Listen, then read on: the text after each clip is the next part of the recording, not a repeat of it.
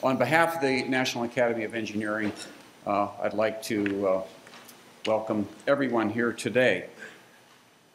There are a number of National Academy members in attendance, and I'd like to thank them for coming, especially those who traveled from afar. And we have with us today the Vice President of the National Academy of Engineering. I'll be introducing her in a moment.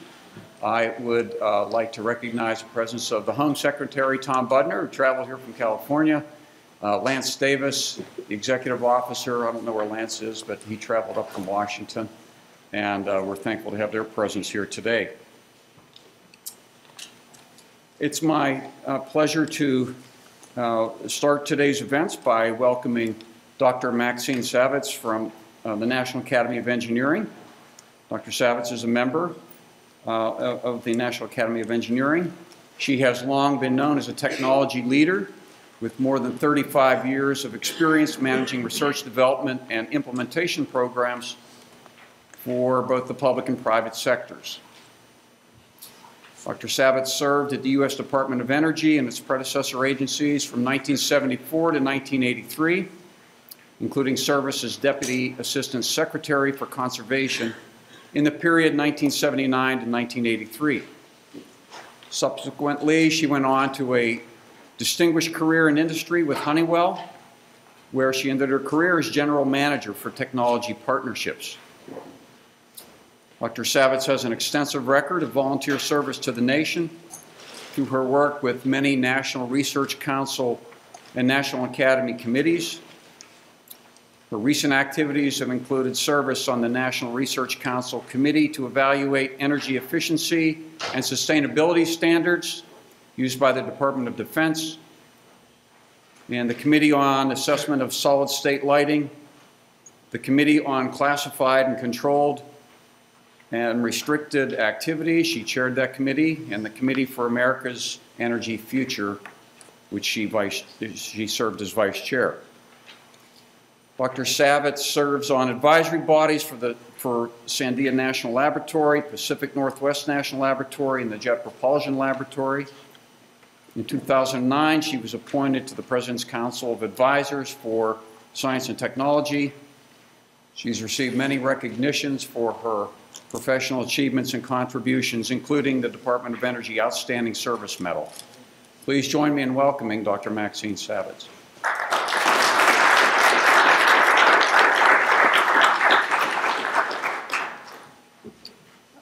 Thank you, David. On behalf of the National Academy of Engineering, I'd like to welcome the members of the NAE who are here and their guests.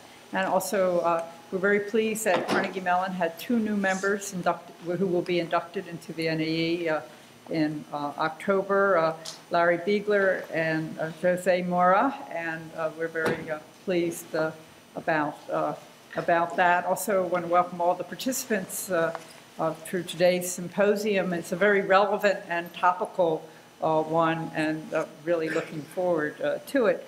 Chuck Vest, the president of the NAE, is sorry that he's not able to attend. He's undergoing medical treatment and has stopped traveling, but is maintaining a close to normal work schedule. Energy is one of the things he's been involved in since he's been president, and also before with regarding to the National Academy of Engineering and National Research Council activities. He was on the committee for the Gathering Storm, which recommended that there be an ARPA-E formed, and was very active in making sure the American Competes Act was passed and also reauthorized and funded so that ARPA-E did get started and has so far been quite successful in a model program at the Department of Energy. One of the main initiatives of the Academy of Engineering has been global challenges, looking forward to what are the challenges in the 21st century, and there are 14, and several of those are related to energy. In fact, 3 weeks ago, there was a international global challenge meeting that Chuck had helped to organize among the U.S., the United Kingdom, and Chinese, the 3 academies there, and that was held in the UK. And as Dave mentioned, the America's Energy Future, which was started by the NAE Council in 2008, 9, 10, along with the National Research Council. I had many participants who are sitting here in the audience on that study, which really looked at the technological options for both the supply and demand of energy in several time periods and their costs. Interesting thing when that was all the 4 volumes in that report, and at that point shale just wasn't on the radar, and it's amazing in the 3 years how that has changed. And so today's symposium is really very topical, and just the whole explosion and availability of natural gas and the conversion of natural gas to electricity in place of coal has happened so rapidly. I don't think any of us would have ever predicted that. But Carnegie Mellon has been a real leader in this whole area and in the Academy studies, and really want to thank all of you who are here, and also the fact that you do participate so actively. There are 3 studies came out in the last 4 months, of which you've been active. Granger Morgan has the honor of being the head of the one recently reliability and vulnerability of electricity system, which had a long gestation period, partly due to the classified nature of it. And then we had a recent lighting study, and also on the Department of Defense's use of performance standards, which David mentioned, and participants there.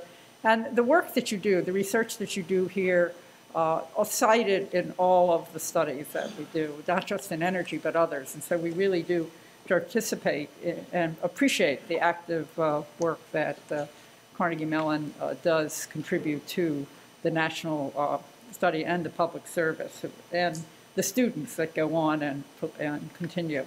So again, I'm very pleased to be here, and looking forward to a very interesting symposium. Many thanks. Turn it back to you.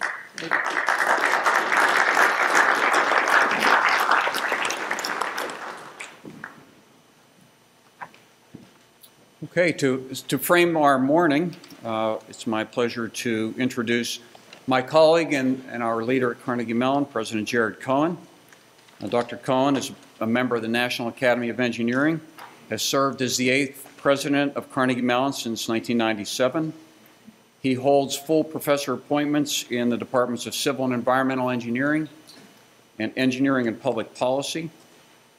Prior to Carnegie Mellon, he was Dean of the School of Forestry and Environmental Studies at Yale University from 1992 to 1997.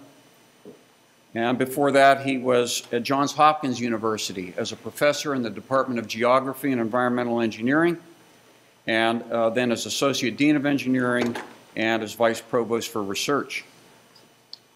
Dr. Cohen's professional expertise is in water resources engineering and in environmental systems analysis. He pioneered multi-objective optimization methodologies and tools for water resources and infrastructure planning. His 1978 book, Multi-Objective Programming and Planning, defined and shaped the field. His book is a classic in the field and was republished by Dover Publications. Dr. Cohen's been called upon by the National Academies to lead investigations on planning for extreme floods, on measuring infrastructure performance, on externalities of energy production, and fuel economy and transportation. He chaired the National Research Council Committee that Dr. Savitz mentioned a moment ago, that produced the report entitled Hidden Costs of Energy, a significant contribution to the national discussion of energy. He's currently chairing the NRC Committee on Fuel Economy of Light-Duty Vehicles. Dr. Cohen was appointed by President Clinton as a member of the Nuclear Waste Technical Review Board in 1995, and then as its chair in 1997. He was also appointed as a member of the Homeland Security Council in 2002 by President Bush. He's repeatedly been called on by the Regional Allegheny Conference on Community Development to lead efforts to improve water quality in southwestern Pennsylvania. And over the past several years, he's been leading a regional roundtable involving industry, government, and universities to look forward on shale gas and its development, and I think he'll be talking a little bit about that. He's received many honors and recognitions for his professional contributions in water resources engineering, environmental analysis, and higher education. These honors include election to the National Academy of Engineering and election to the American Academy of Arts and Sciences. Please join me in welcoming my colleague, Dr. Jared Cohen.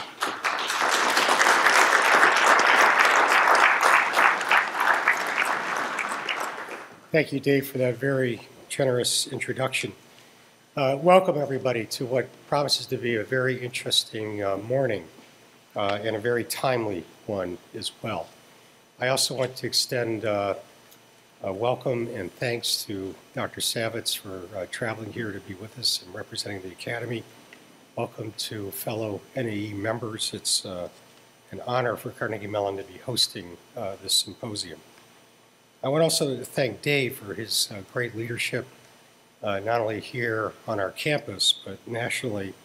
Among the many things he has done and is doing, he was recently named to the EPA panel to review the agency's draft fracking study, which is a very significant undertaking indeed. I also want to thank Andy Gelman, from whom you'll be hearing later, co-director of the Scott Institute, head of our ChemE department, and our faculty leader at our collaborations with the National Energy Technology Laboratory, and Debbie Stein, professor and associate director of the Scott Institute, who joined us in September from the White House and has been a key person in our work on shale gas. The topic today is shale gas and its implications for manufacturing. Our focus, because of the nature of the speakers and because of where we are, will tend to be on the region. But I think we all need to be mindful that our discussions and the issues we talk about will certainly play out across the country, indeed across the world, as shale gas expands in the areas in which it's being exploited. As Dr. Savitz referred to, the pace of shale gas exploitation has been breathtaking in its development. I think it's fair to say that the state of Pennsylvania didn't produce a single cubic foot of non-conventional gas just 10 years ago. And today, of course, it's one of the major activities in this part of Pennsylvania, in this region, which includes Ohio and West Virginia as well. It's been estimated by the DOE that shale gas will represent half of natural gas use in America by 2040, from almost nothing. It's a remarkable and rapidly moving area. It's already had an impact in our region, in jobs, in wealth creation, on the environment. But I think it's fair to say we ain't seen nothing yet. There's an awful lot to come. Furthermore, the effects we felt, have realized, good and bad, have been related to the exploitation of the gas itself. Exploring for it, drilling for it, producing it, and distributing it, and not necessarily using it in our region. And much of what we want to talk about today is how we can position our region and our nation to take advantage of the downstream value that this gas holds. That itself will be a very important topic and one that's very complicated. And indeed, it is complicated. I think we have to recognize many things about shale gas exploitation and use. It's technically complicated, it's economically complicated, and it's politically complicated. And trying to assume that away is something that is sure to result in failure. Indeed, if we just talk about siting and building the downstream infrastructure associated with using shale gas, that itself is a very complex undertaking. Again, technically, politically, economically, and all of these factors have to be taken into account. Let's just consider, though, for a moment, everything up to downstream use. That is what we're doing in the Marcellus Shale formation here in western Pennsylvania right now. in identifying deposits, in exploring for them, in drilling for them, in producing the gas, and in distributing it. There are a whole set of people and organizations with standing interest in what happens. There are property owners, there are the companies, both the producing companies and the distributing companies. There are the communities in which the exploitation is occurring. And then there's the environment and those who sort of represent the environment, if we can put it that way. There are conflicts among all of these. And again, we can't ignore these. We have to acknowledge that they exist. Minimizing or marginalizing the interest of any one of them is the wrong thing to do. It does not move us towards the right way and a successful way of exploiting this wonderful natural resource. But resolving these conflicts will take leadership and cooperation, and acknowledgement that, one, shale gas extraction does have impacts. It's simply wrong to say it doesn't, or to minimize them. They're obvious. If nothing else, they disturb the land. But there are also clearly water impacts, there are air impacts, and we have to acknowledge that and do something about it. Two, I think we have to all acknowledge that everybody involved in this, the people and the organizations involved, are well-intentioned, and they're doing the best they can do, or trying to do the best they can do to advance their interests or what they represent, within the economic, technical, and political constraints in which they have to operate. It's simply not the case that any corporate CEO I know wakes up in the morning and says, how can I despoil the environment today? It's not the way they operate.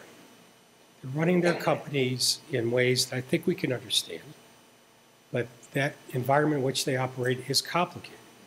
The environment and the impacts of what their company does is certainly a major consideration for what they do, but not the only consideration. At the same time, while they're not out to damage the environment, they are out to make money. That's why they exist. We have to understand that. We have to understand the constraints in the environment in which they operate. Three, we need to acknowledge that we need regulation. Until we have perfect markets that price the value of every natural resource or impact that our activities create, we will need regulation to produce results that are desirable for society. Now, doing so is a very complicated undertaking, though.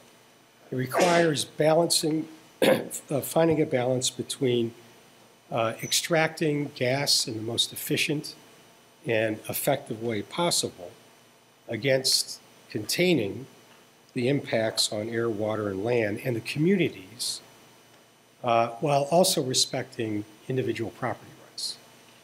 I've been involved in this enough now to understand just how tough it is to achieve that. But we need regulation, and to think otherwise, again, is, I think, misguided. Let's just take one example. It's my favorite one. I've learned a lot in the last year about this. There's something that a lot of people in this region know about called forced pooling. And that's something that exists in many states. It doesn't exist here. The idea being that an individual's property rights can basically be overridden in the name of creating a block of land, of leases, so that the company can extract the most gas with the least impact. When the first time you hear about that, you say, wait a minute, this is America. Property rights, that's an inviolate thing.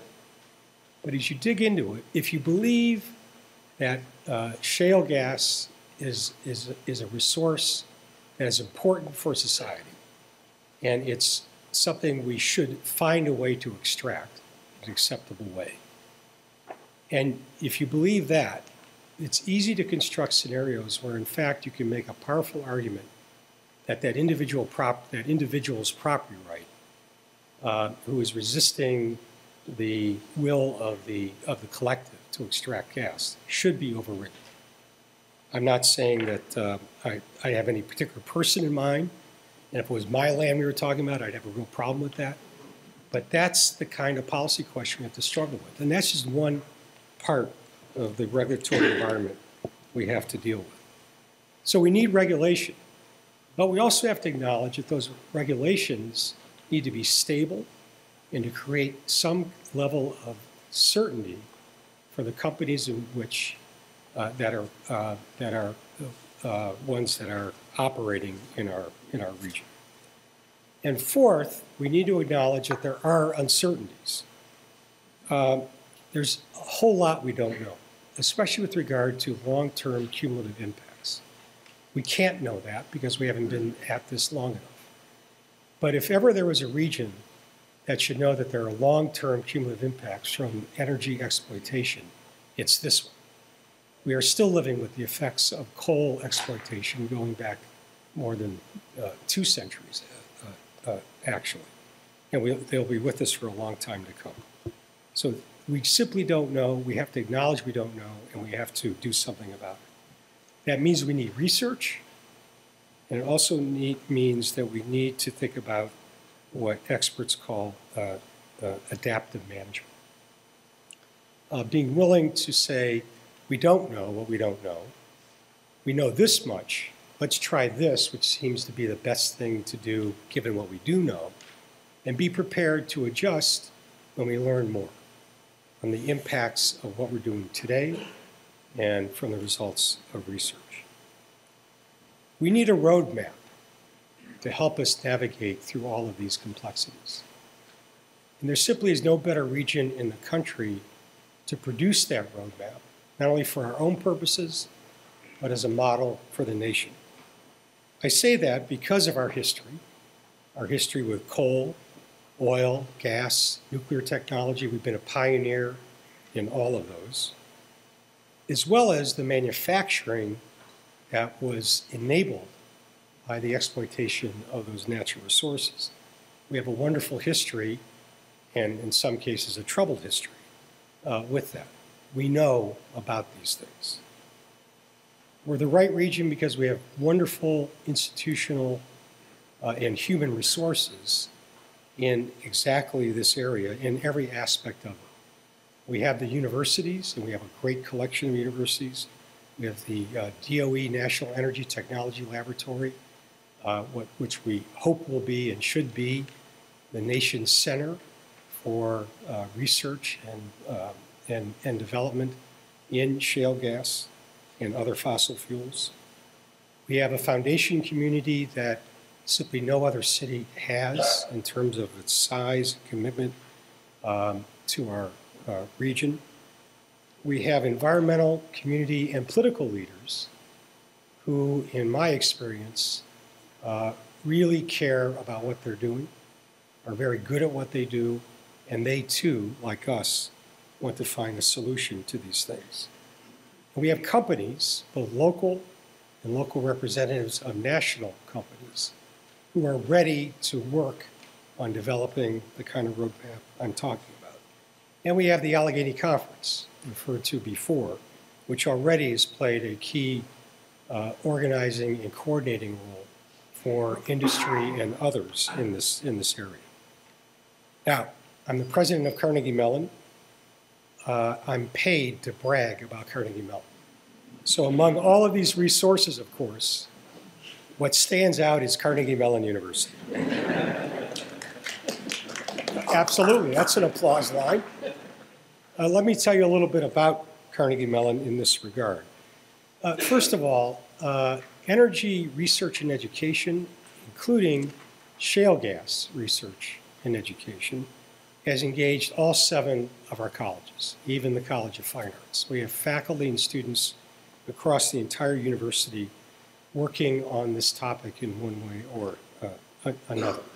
For many years, the umbrella for much of our work has been the Steinbrenner Institute for Environmental Education and Research, which has served us extremely well. In September, we announced and launched an exciting new phase in our energy work, and that was the launching of the Scott Institute, made possible by a very generous gift by Joyce and Sherman Scott, both of them graduates of Carnegie Mellon University. Sherman is the founder and CEO of Delmar Systems, which provides support to the offshore drilling industry in the Gulf Coast. The Institute is named for Sherman's father, Wilton E. Scott, who was CEO of Tenneco, the oil company. So there's a very rich legacy and history that underlies the Scott Institute. It was founded to pursue three broad but linked purposes: delivering and using energy more efficiently as possible, expanding the mix of energy sources with a focus on clean, reliable, affordable, and sustainable energy sources, and innovation in technology and policy related to energy. We launched it in September. It's already doing some great stuff. I'm thrilled to announce to you today that the Richard King Mellon Foundation has recently made a gift of $30 million to Carnegie Mellon University to support the work of the Scott Institute. This will greatly expand research and education and facilities of Carnegie Mellon in energy and allow the Scott Institute to have a tremendous impact both regionally and nationally. I'd like you to join me in thanking the R.K. Mellon Foundation for this magnificent gift.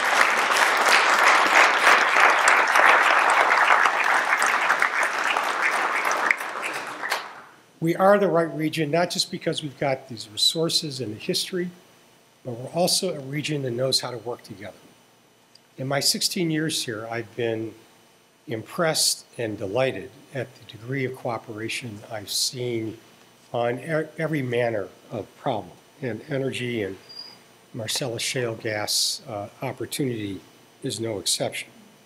We've already seen a very successful collaboration between the National Energy Technology Laboratory, the Carnegie Mellon, Pitt, Penn State, West Virginia University, and Virginia Tech, all working together as a consortium with the NETL. I mentioned the Allegheny Conference and their Energy Alliance. Carnegie Mellon has formed a partnership with the American Fuels Petrochemicals Association to work on a manufacturing renaissance built around Marcellus Shale.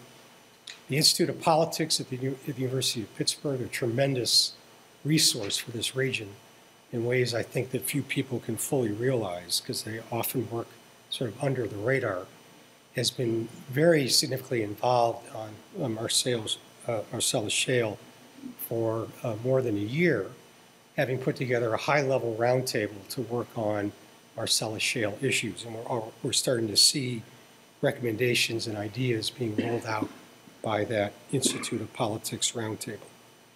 And last week, you probably noticed there was the announcement of the formation of the Center for Sustainable Shale Development, a very interesting industry, environmental group, government collaboration with a focus on best practices.